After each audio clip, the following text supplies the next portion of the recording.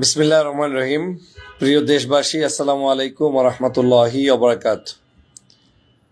বাংলাদেশের আসন্ন জাতীয় সংসদ নির্বাচনকে কেন্দ্র করে যে নতুন উৎসাহ উদ্দীপনা নিয়ে বাংলাদেশ জামাত ইসলাম সহ বাংলাদেশের প্রায় 10টি দল ইতিমধ্যেই ঐক্যবদ্ধ হয়েছে এবং তারা আসনভিত্তিক সমঝোতার ব্যাপারে সবাই মিলে পজিটিভ ধারণা পোষণ করে একেবারে প্রায় 90% জায়গায় তারা ঐক্যবদ্ধ হতে পেরেছে ইতিমধ্যেই।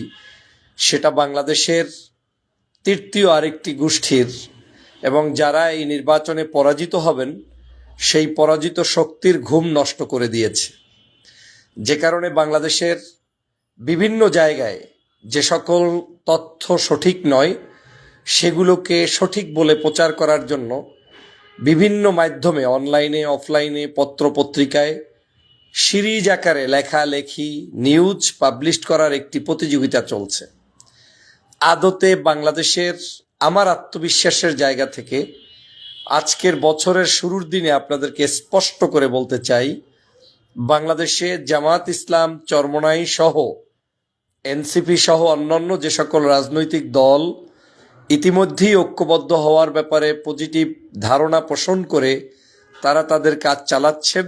এই জোট কিংবা সমঝোতা ভেঙে যাওয়ার জোট নয়, ভেঙে যাওয়ার সমঝোতা নয়। এটা থাকবে, এখানে আলোচনা হবে, সমালোচনা হবে, পাওয়া না পাওয়ার অনেক গল্প শোনা যাবে, কথা থাকবে।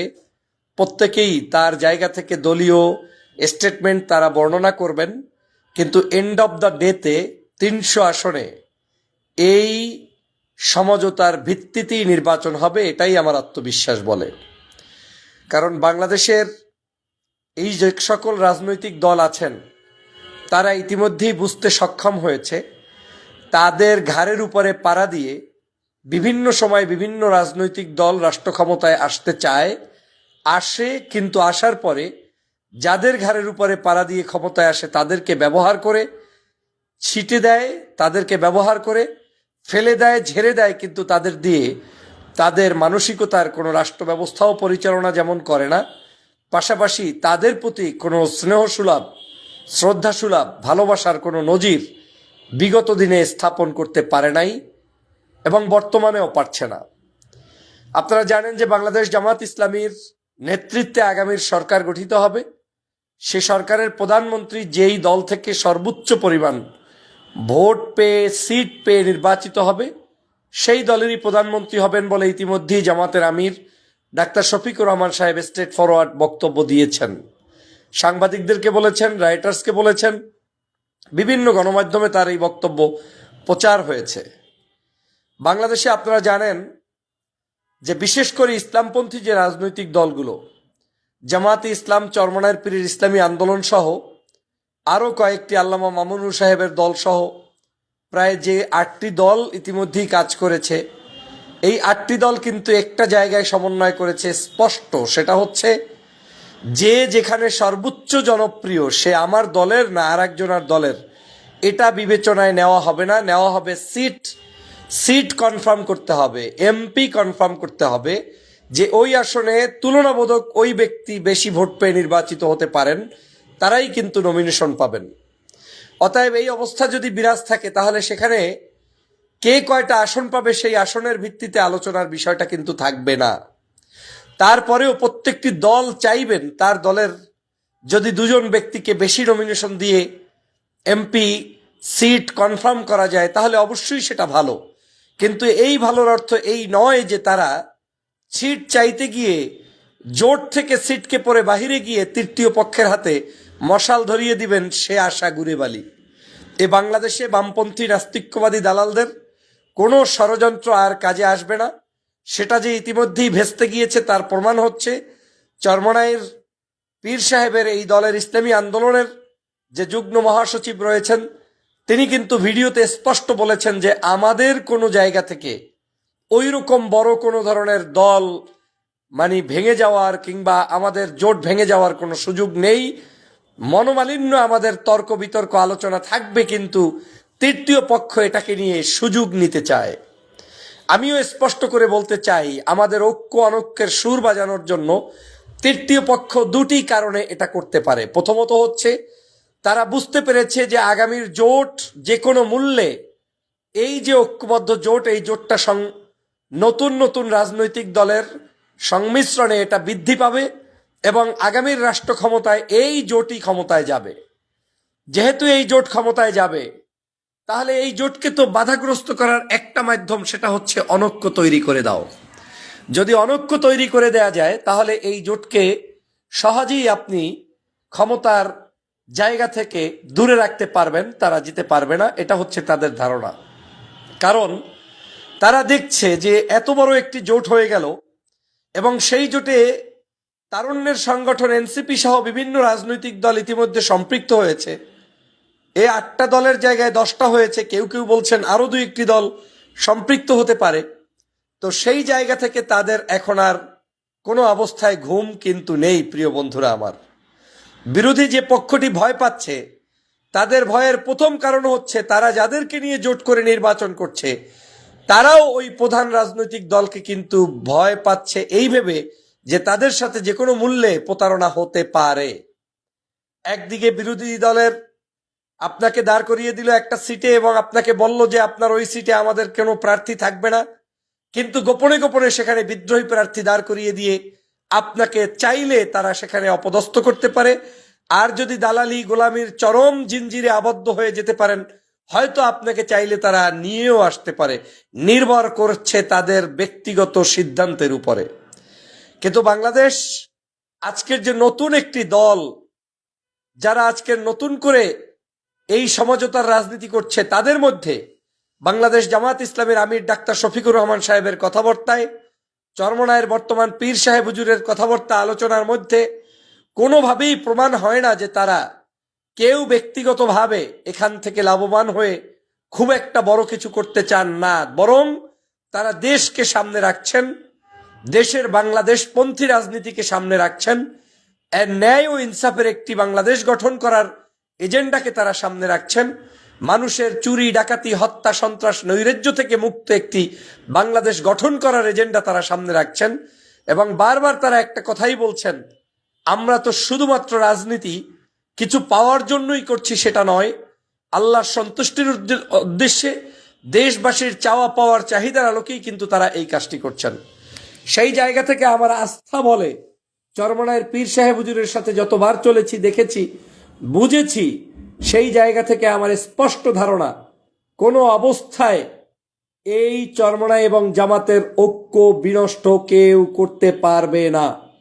কারণ তারাও জানে এই ঐক্য বিনষ্ট করলে যারাই এখান থেকে ছিটকে পড়বে তাদেরকে জনগণ ভালোভাবে নিবে না। এদেশের জনগণ এখন ভালো করেই বোঝে যে জামাত ইসলাম বাদ দিয়েও যেমন ইসলামিক রাজনৈতিক দল নেই, পাশাপাশি ইসলামিক ছোট বড় রাজনৈতিক দলগুলো ঐক্যবদ্ধ হলে এদেশের জনগণ অবশ্যই সেখানে খুশি হয় এবং তারা সেখানে আনন্দিত হবেন।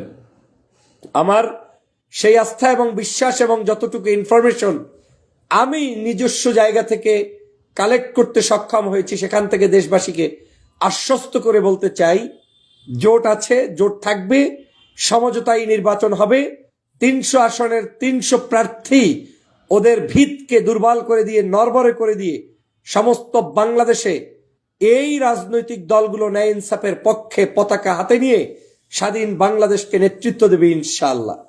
এবং আমার আত্মবিশ্বাস বলে আগামীর বাংলাদেশ জামাত ইসলামীর আমির ডাক্তার শফিকুর রহমান হবেন বাংলাদেশের প্রধানমন্ত্রী, এবং তার উপরে আস্থা রেখেই বাংলাদেশের সমগ্র রাজনৈতিক দল ইতিমধ্যেই কিন্তু সংঘবদ্ধ হচ্ছে। ডাক্তার শফিকুর রহমান সাহেব বলে দিয়েছেন যে বাংলাদেশের আগামীর সরকার ব্যবস্থাটাও করতে চাই স্থিতিশীল রাষ্ট্র ব্যবস্থা গঠনের জন্য একটি গণমুখী সরকার, যেই সরকারে হবে সকল রাজনৈতিক দল থেকে যারা দেশপ্রেমিক রাজনৈতিক দল তারা সেই সরকারে অংশগ্রহণ করবে এবং সেটা একটা জাতীয় সরকারের রূপ নেবে। এই যে উদারতা, এই যে তার চিন্তা চেতনা, সেখান থেকে আমরা স্পষ্ট বলতে পারি জাতীয় সরকার যারা করতে চেয়ে প্রতারণা করছেন, সেই জায়গায় বরং জাতীয় সরকার ঘোষণা না দিয়েই জাতীয় সরকারের রূপরেখায় চলে গিয়েছেন বাংলাদেশ জামাত ইসলামী, এবং তারা ইতিমধ্যেই সেই বিশ্বস্ততা দলগুলোর মধ্যে অর্জন করতে পেরেছেন বিধায় আগামীর এই জোট বলবৎ থাকবে। আমার এই জোটের বন্ধুদের প্রতিও আমার যে আহ্বান থাকবে সেটা হচ্ছে একজন এমপি অত্যন্ত গুরুত্বপূর্ণ। এজন্য নির্বাচনী মাঠে আপনার কাছে শক্তি হচ্ছে পার্লামেন্ট মেম্বার কে কতটি পেলেন। জোটবদ্ধভাবে যদি 300 আসনের মধ্যে সর্বাধিক সংখ্যক পার্লামেন্ট মেম্বার পাওয়া যায়, তাতে যদি আমি সর্বাধিক সংখ্যক নমিনেশনও না পাই, তার চাইতে সর্বাধিক সংখ্যক পার্লামেন্ট মেম্বার আপনারা যদি অ্যাচিভ করতে পারেন, সেটা হচ্ছে মূলত বেনিফিটের জায়গা। ত্যাগ, আমাদের আন্তরিকতা, আমাদের একে অপরের প্রতি শ্রদ্ধাবোধ, ভালোবাসা, এগুলোর মধ্য দিয়েই আমাদের সেই জায়গায় তৈরি করতে হবে, পৌঁছতে হবে। কিন্তু সেই জায়গায় পৌঁছার আগেই যদি মাত্র 2 মাসের আনন্দের জন্য আমরা সিট কে কয়টা পেলাম এটার উপর ভিত্তি করে এই রাজনৈতিক ঐক্যকে বিনষ্ট করেন, তাহলে নিশ্চয়ই আগামীর দিনের রাজনৈতিকভাবে নির্বাচনে যদি পরাস্ত হয়, সেখানে কিন্তু কোনো অবস্থাতেই কোনো দলের জন্য মঙ্গলজনক কিছুই বয়ে আসবে না। অতএব এমপি হতে পারেন এমন প্রার্থীরাই বাংলাদেশের বিভিন্ন আসনে নির্বাচন করবেন, এটাই প্রত্যাশা। এবং এমপি হতে পারেন এবং হবেন তারাই সরকার গঠন করে সরকারের বিভিন্ন জায়গায় রাষ্ট্র চালানোর জন্য সৎ, বুদ্ধিজীবী, ভালো মানুষদেরকে দরকার। সেই সকল জায়গায় আপনারা যারা বিভিন্ন জায়গায় যোগ্যতা সম্পন্ন ব্যক্তি, তাদেরকে ব্যবহার করা যেতে পারে। এটাই হওয়া উচিত আমাদের নির্বাচনের পদ্ধতি এবং সঠিক পদ্ধতি। তাতে জামাত ইসলাম 200 পেল না চরমনাইয়ের পীর সাহেব 150 পেল, না চরমনাইয়ের পীর সাহেব 50 পেল, 30 পেল, এই আলোচনা যাতে বিষয়বস্তুতে থাকে না, বরং আলোচনা থাকবে এটাই যে কে কোন জায়গা থেকে জয়যুক্ত হবেন, সেই আমাদের প্রার্থী। আমরা সবাই মিলেই বাংলাদেশ, আমরা সবাই মিলেই জাতি গঠন করব, আমরা সবাই মিলেই আগামী সরকার গঠন করব। আমার আত্মবিশ্বাস বলে, আমার ব্যক্তিগত জায়গা থেকে আমার ইনফরমেশন বলে, চরমনাইয়ের পীর সাহেব হুজুর অত্যন্ত পজিটিভ। ইসলামিক এই রাজনৈতিক দলগুলোর প্রতি উদারতার প্রকাশ করার তার যে ভাষা, তার যে নেতৃত্ব, আমার বিশ্বাস তিনি সেই জায়গায় সঠিক এখন পর্যন্ত আছেন। তার দল সহ বাংলাদেশের বাকি রাজনৈতিক দলগুলো অবশ্যই জামাত ইসলাম সহ তারা ঐক্যবদ্ধভাবে পথ চলবেন। ডাক্তার শফিকুর রহমান সাহেব যে উদারতার মঞ্চস্থ করেছেন, মানুষের কাছে তার যে উদারতার এক্সাম্পল উপস্থাপন করেছেন এবং বিশ্বস্ততার একটি জায়গা উপস্থাপন করেছেন, এই জায়গাটা যদি অটুট থাকে, তাহলে আমাদেরকে শুধুমাত্র ঐক্যবদ্ধ থাকলেই ওরা ভয়ে নাস্তানাবুদ হয়ে যাবে। আমার বিশ্বাস এই কয়েকদিনের মধ্যে, হয়তো অল্প কিছু দিনের মধ্যে, বাংলাদেশের যখন 300 আসনের প্রার্থী চূড়ান্ত তালিকা প্রকাশ করা হবে, এখন পর্যন্ত সকল রাজনৈতিক দলেরই কম বেশি প্রার্থী বিভিন্ন জায়গায় দেয়া আছে, যেটা সত্যিকার অর্থে চূড়ান্ত তালিকায় গেলে হয়তো থাকবে না। যখন দেয়া হবে চূড়ান্ত তালিকা, তখন ওই দিনই ওরা পরাস্ত হয়ে যাবে।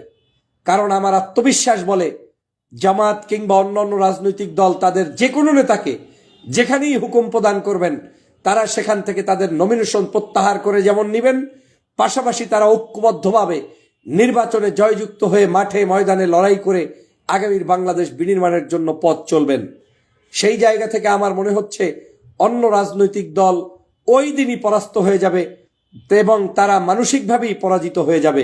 অতএব আগামীতে যে নতুন করে সরকার গঠনের জন্য জামাত ইসলাম সহ রাজনৈতিক দলগুলো ঐক্যবদ্ধভাবে এগিয়ে যাচ্ছে, আমার আত্মবিশ্বাস বলে আগামীর রাষ্ট্র ক্ষমতায় জামাত ইসলাম সহ এই জোটটি যাবে, কোনো সন্দেহ নাই ইনশাআল্লাহ। সে কারণে আমাদের যারা অনলাইন প্ল্যাটফর্ম সহ বিভিন্ন জায়গায় জড়িত, মুহূর্তের মধ্যে কারো সাথে একটু মনোমালিন্য কিংবা দর কষাকষি আলোচনা হলেই আপনি যাতে ভেঙে পড়ে তার বিরুদ্ধে যা বলা উচিত নয় তাও বলে রাখেন, এটার চাইতে ধৈর্য ধারণ করা অত্যন্ত উত্তম কাজ। কারণ আপনি যাকে বলছেন তাকে নিয়েই আপনি পরশুদিন আবার মাঠে নামবেন, এ বিষয়টি আপনাকে মাথায় রেখেই পথ চলা উচিত। শ্রদ্ধা, ভালোবাসা, সম্মানের জায়গাটা নষ্ট করে কখনোই রাজনীতি করা যায় না।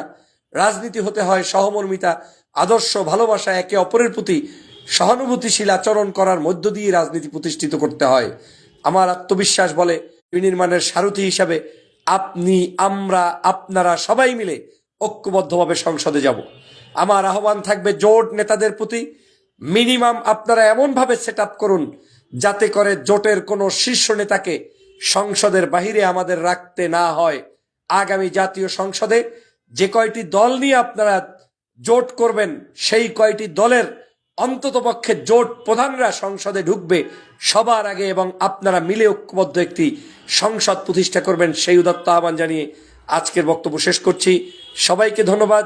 ঝালকাঠি 1 আসনে বাংলাদেশ জামাত ইসলামীর পক্ষ থেকে আপনাদের সবাইকে অভিনন্দন এবং অগ্রিম শুভেচ্ছা জানিয়ে বক্তব্য শেষ করছি। আল্লাহ হাফেজ।